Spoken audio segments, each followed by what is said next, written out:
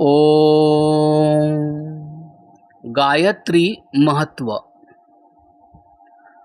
वर्तमान समय के बहुत से स्त्री पुरुष निरंतर कई वर्षों से लगातार सहस्रों की गिनती में गायत्री मंत्र का पाठ करते हैं।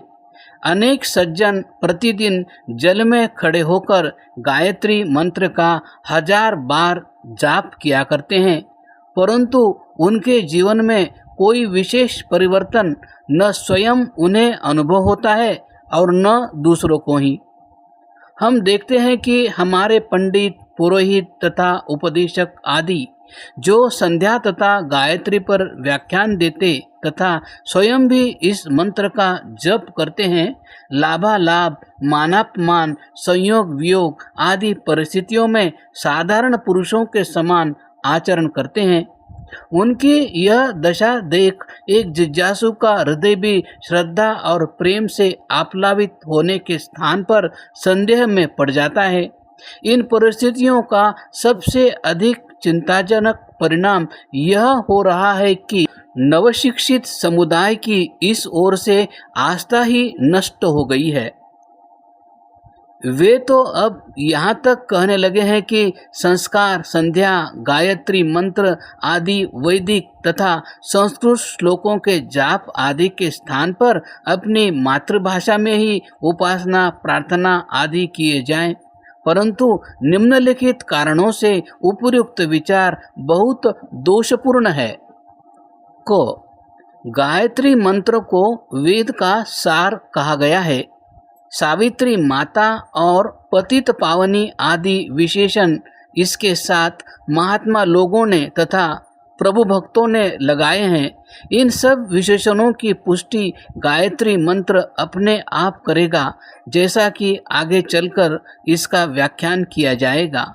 परंतु जिज्ञासुओं में गायत्री के जाप के लिए रुचि पैदा करने के विचार से थोड़ा सा दिग्दर्शन यहाँ भी केवल इस बात का किया जाता है कि गायत्री मंत्र वेद का सार कैसे है।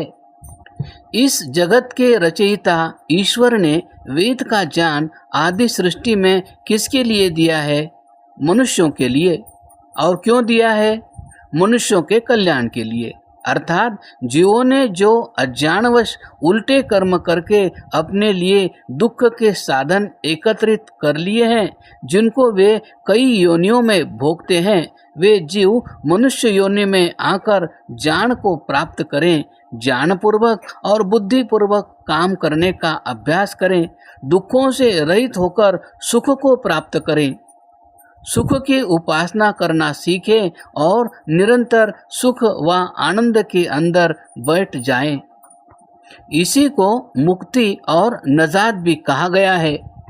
इसी लक्ष्य की प्राप्ति के लिए वेद का विषय ज्ञान, कर्म, उपासना है।